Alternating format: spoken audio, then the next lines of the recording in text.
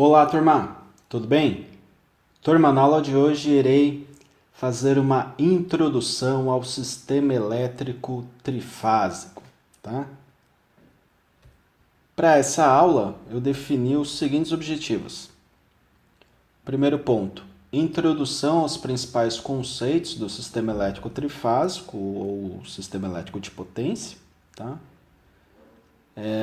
Evolução dos sistemas mono e bifásicos para o sistema trifásico, caracterização dos parâmetros de tensão para três fontes de alimentação independentes em configurações distintas. Então a gente vai entender o conceito por trás ali da geração trifásica, né, desde a sua criação, e as tensões do sistema elétrico trifásico, tá? O conceito de fase e de linha. Legal. Falando então do sistema elétrico e um pouco de GTDE, temos o seguinte, ó. O sistema elétrico ele é formado por sistema de geração, linhas de transmissão, linhas de distribuição e as cargas consumidoras. Então, o que é essa sigla aqui, GTDE? Geração, transmissão e distribuição de energia, tá certo? Algumas literaturas chamam também de GTDEE, tá? Geração, transmissão e distribuição de energia elétrica, mas é a mesma coisa. O conceito é o mesmo. Aqui eu tenho uma imagem para ilustrar um pouco, né, do sistema elétrico. Então nós temos uma geração aqui hidroelétrica. Saindo da geração se passa por um transformador, elevador, né, desse potencial aqui de geração. Na saída do transformador, nós temos a transmissão, temos subestações transmissora, tá?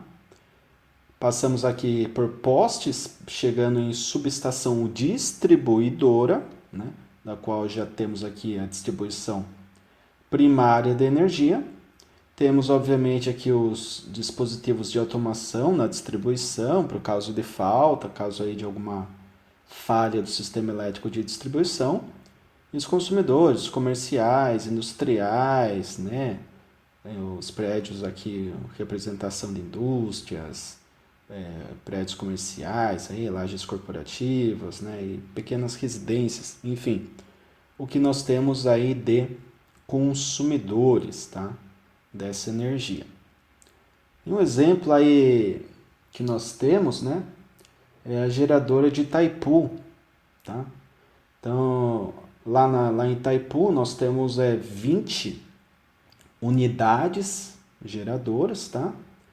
Cada uma com uma potência de 700 megawatts de potência. Então, se nós multiplicássemos aqui, né, a quantidade pela capacidade de cada gerador, nós teríamos 14.000 megawatts de capacidade de geração lá na usina de Itaipu, tá? Lá na geradora hidrelétrica de Itaipu. Tensão nominal lá é 18 kV na geração, frequência 50 Hz para a parte do Paraguai, 60 Hz para o Brasil.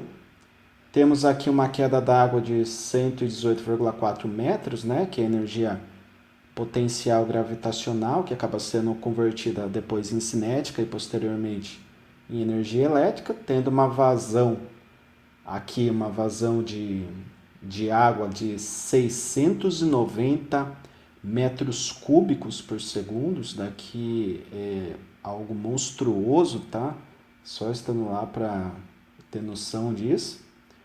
E o peso ali dos geradores de 6.600 toneladas. Então, perceba que são geradores muito robustos, né? Geradores muito grandes. Por quê? Porque vão trabalhar com muita potência, muita energia. Temos aqui mais alguns dados, né? Na transmissão da energia lá de Itaipu, nós temos uma uma subestação, que é chamada aqui de subestação conversora, que fica em Ibiúna, tá? Bem próximo aqui da gente, que é a subestação de Furnas, né? Sudeste aqui do país, que chega a 2 linhas de 600 kV DC, 600 kV de corrente contínua. Corrente contínua, de forma resumida, tá?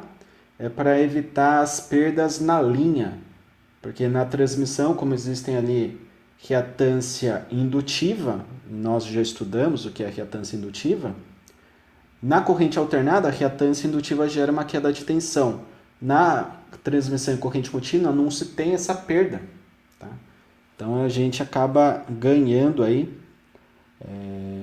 mais fluxo de potência na transmissão DC, porém ela é mais complexa, né? Mais complicada, mais custosa também. E a extensão dessas linhas é de 810 quilômetros. Tá? E existem outras 3 linhas de transmissão, a 765 kV, daí sim corrente alternada, de 900 km de extensão cada. Tá? Então perceba que essa geradora, né, Itaipu, ela fornece linhas tanto de corrente contínua quanto de corrente alternada para ser aqui transmitido para o resto do país, tá certo?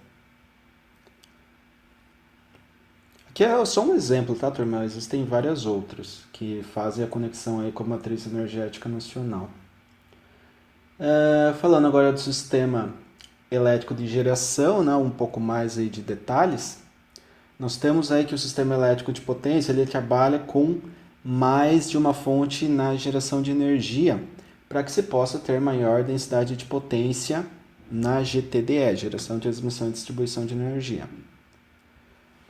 Então nós temos um caso monofásico, né? Só para vocês terem noção, já estudamos um circuito monofásico na aula passada, né? Então nós temos uma fonte, pode ser 127, por exemplo, né? No caso aqui de Sorocaba, e uma carga, tá? Com uma determinada impedância. Então nós temos uma fase e o neutro nesse circuito. Quando falamos do sistema bifásico, o que vai mudar no circuito? O que muda é que ao invés de ter apenas uma fase com retorno pelo neutro, nós temos uma fase com retorno para outra fase.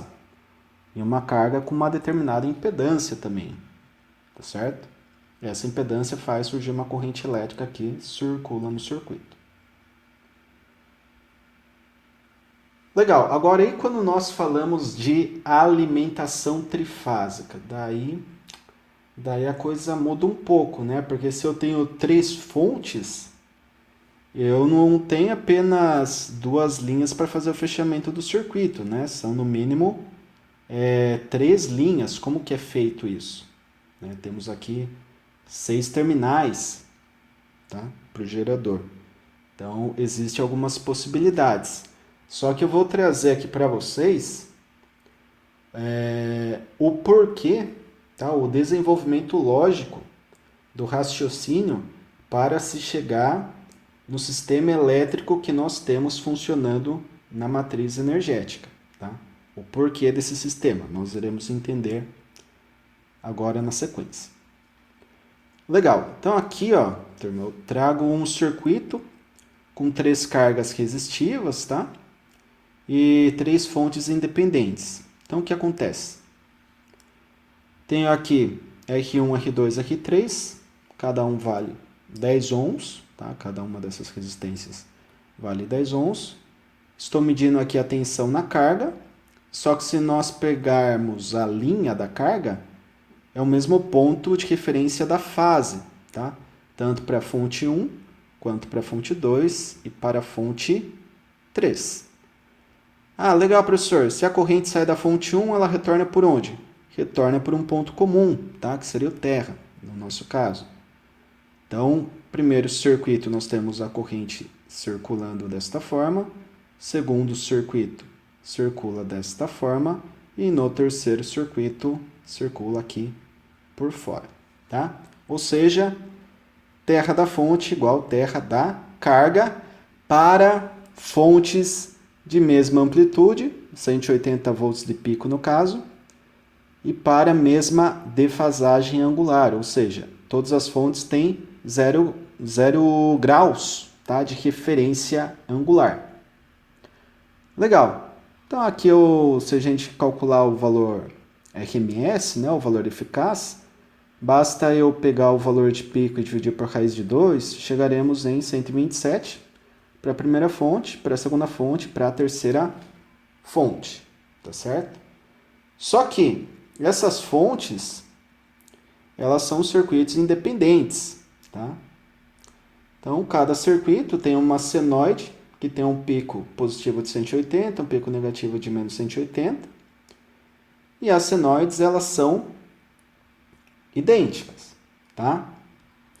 Então, o que acontece? Na realidade, eu não tenho um gerador que vai fornecer tensões trifásicas. Eu tenho 3 geradores, tá, monofásicos, alimentando 3 cargas de forma independente, tá? Porque eu tenho um circuito aqui, outro circuito por fora e um circuito maior fechando aqui esse esquemático, tá? Uma malha mais externa aqui. Então, na realidade, eu tenho 3 circuitos em paralelo. Eu não tenho um sistema trifásico. Então, legal. Esse sistema não é o que nós utilizamos. Agora, vamos fazer uma outra análise. Olha só. Aqui nós tínhamos a carga com terra comum à fonte. Agora, nessa próxima análise, nós temos uma carga que ela é isolada em relação à fonte, tá? As fontes ainda são 3 fontes, sem defasagem, e a carga agora ela está isolada. Percebam, o que vai acontecer? Eu tenho 180 nesse ponto, tá? E 180 nesse ponto aqui em cima. Portanto, entre as linhas que nós chamamos, tá? Quando eu pego uma fase para outra fase, nós temos o chamado tensão de linha. As linhas me geram uma diferença de potencial de 0 volts, tá? Todas. Entre todas as linhas eu tenho 0 volts de diferença de potencial. E outra coisa, eu não tenho retorno por terra. Então não tem como a corrente sair aqui do gerador 1, por exemplo, passar pela carga 1 e retornar por terra. Não tem mais essa ligação. Terra da fonte é independente da carga. A única possibilidade seria se a corrente circulasse para essa carga e voltasse para outra fonte através de uma segunda carga. Só que não tem como. Por quê? Porque a diferença de potencial entre fases, que nós chamamos de tensão de linha, é 0. Se não tem diferença de potencial, por lei de Ohm, não tem corrente. Ok? Se não tem corrente, a tensão nas cargas, né, nos elementos resistivos, é 0 volts também. E a forma de onda, portanto, é uma linha em cima do zero. Não tem tensão, não tem corrente, não tem potência. Ou seja, 3 fontes independentes e uma carga isolada, sem nenhum tipo aqui de defasagem angular, não faz com que o sistema elétrico funcione, tá? Agora, se a gente pegar um circuito com 3 fontes defasadas de 120 graus, olha só que interessante, né? A primeira, referência a 0, temos aqui uma segunda fonte com ângulo de mais 120 e uma terceira fonte com ângulo de menos 120. As fontes estão com terra comum, mas isolado, tá? Esse terra é isolado da carga. Porém, teremos agora tensões de linha e tensões de fase distintas e diferente de 0. Perceba por quê. Se a gente observar as formas de onda, o que acontece? Primeira tensão, ela começa aqui entre menos 100 e menos 200. Segunda forma de onda, entre mais 100 e mais 200. Terceira forma de onda começa do zero. Por que disso? Porque o início está diferente entre as senoides? Porque elas estão defasadas em 120 graus. E perceba o seguinte, a nossa fonte, as 3 fontes, são fontes de 127. certo? Legal. Então, o que vai acontecer? Na carga, eu tenho 127 volts para cada uma das cargas, tá? Tanto para R8, R9 e R10, tá? Turma, aqui a referência estava errada, só um parênteses aqui. Aqui é VR8, VR9 e VR10, tá? Essas referências aqui estão erradas, mas são referências relacionadas a essas cargas, tá? Só para vocês não ficarem com nenhum tipo de dúvida aí. Legal. Então, se eu tenho 127 da fonte na carga, o que eu tenho entre linhas? 220. 220 entre as linhas. Ô louco, professor, mas espera aí. Antes era 0 na linha e 0 na carga, não era? Sim. Por que mudou agora? Porque agora nós temos uma defasagem de 120 graus. Tá? Essa defasagem de 120 graus faz com que exista uma diferença de potencial. Se eu pegar, por exemplo, aqui, supondo que seja 50 esse ponto, tá? 50, negativo. Se eu pegar a diferença de potencial com mais 150, eu tenho uma diferença de potencial de 150 menos 150 daqui, né? Gerando uma DDP de 300 aproximadamente, tá, turma? De uma forma bem rudimentar aí, eu tô fazendo uma aproximação aqui gráfica, mas não que seja exatamente esse valor. Mas só para vocês terem uma noção. 300, legal. 300 volts, se a gente pegar e dividir por raiz de 2, dá algo muito próximo a 220. Ok? Então, algo muito próximo a 220. Então, o que acontece? Nós temos uma referência de tensão de linha que é diferente da referência de tensão de fase, mesmo que não haja terra comum. Ah, professor, então qual o caminho da corrente? Simples, vamos lá. Corrente sai dessa fonte, tá? Passa por essa carga, gera uma queda de 127, volta por essa outra carga, gera uma queda de 127 e fecha aqui nessa fonte. Tá? Então, se você parar para analisar, o que acontece? O circuito ele é fechado entre as fontes. Então, o que está fazendo a corrente circular é uma diferença de potencial de 220 entre as fases.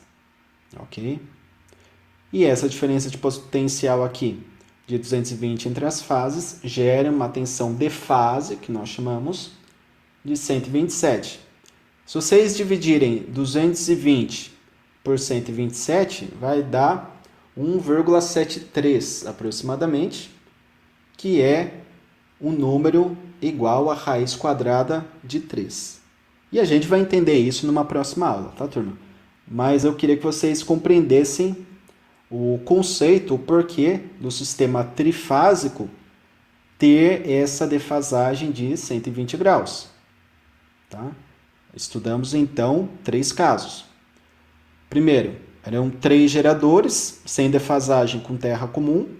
Segundo caso, 3 geradores sem defasagem com terra na fonte, mas carga isolada. E terceiro caso, 3 geradores com defasagem agora de 120 graus entre eles, fonte com terra e carga isolada. Tá? Isso é uma configuração de um sistema elétrico de potência. Tá? Então, nesse caso aqui, apenas um gerador é capaz de fornecer essas 3 tensões. Tá certo? Legal.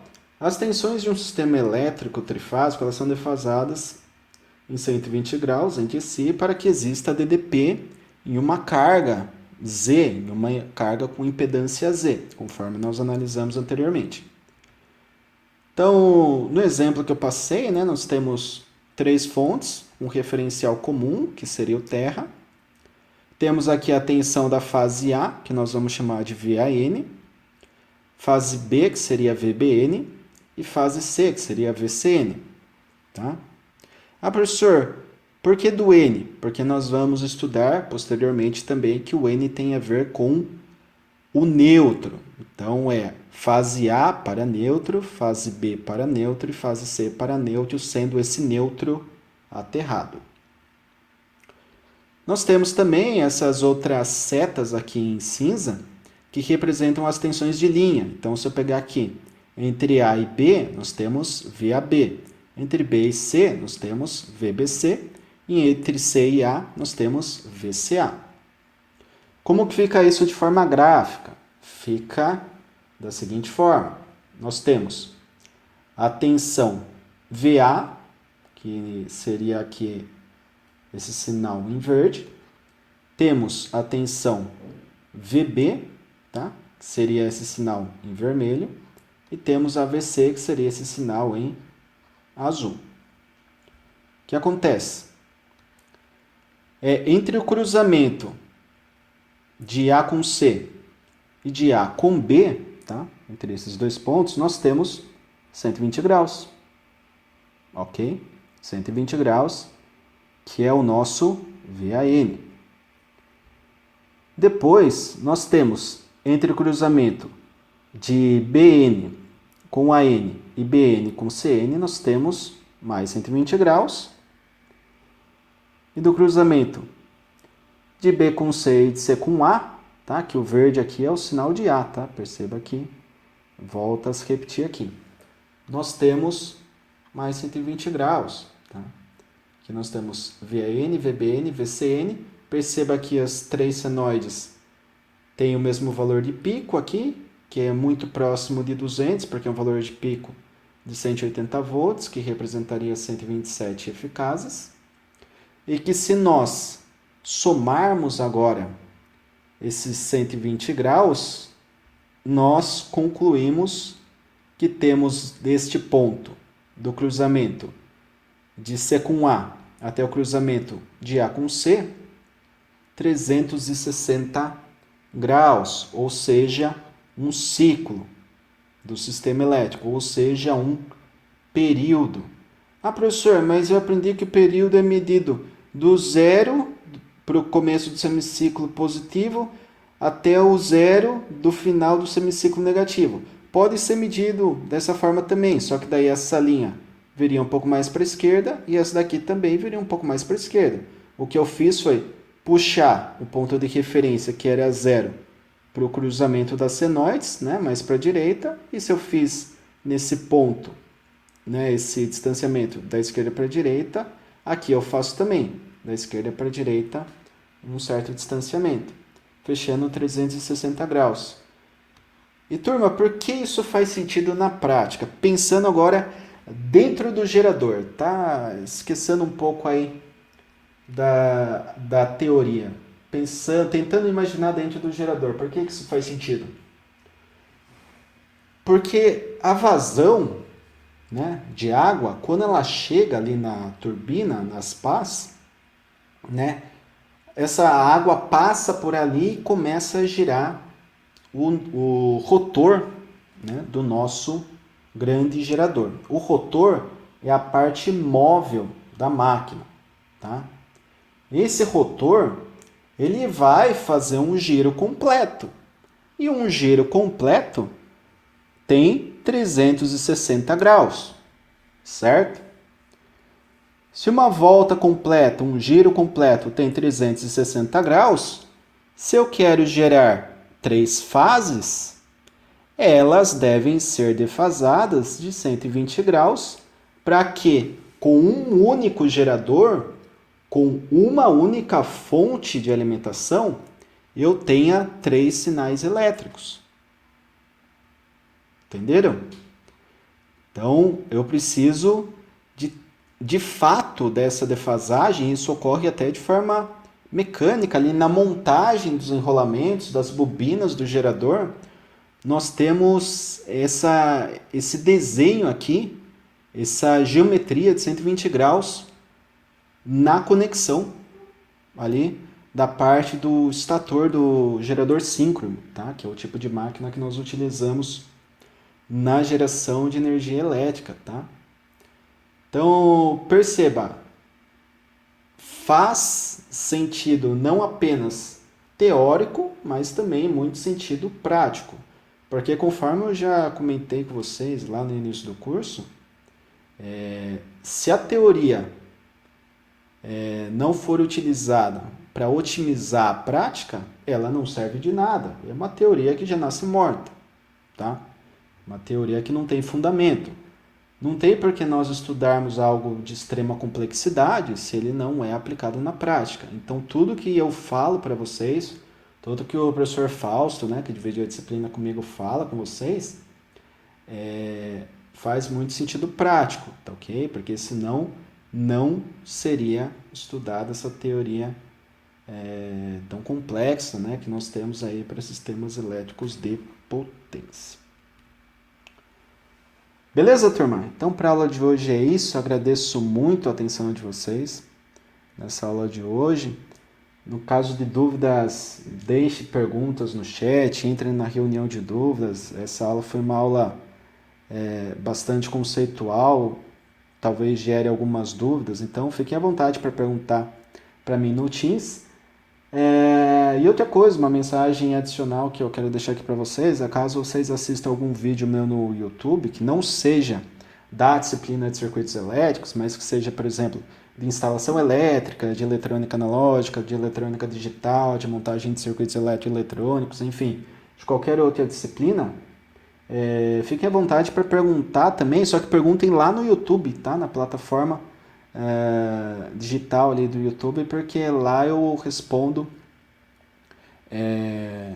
tanto os meus alunos quanto quem não foi, nunca foi meu aluno, né, e apenas está interagindo ali para obter mais conhecimento, tá? Então, tudo que não for relacionado à disciplina, eu peço que vocês deixem no YouTube para que eu possa responder e esclarecer a dúvida de cada um, tá certo? Grato a todos pela atenção, desejo bons estudos e até a próxima.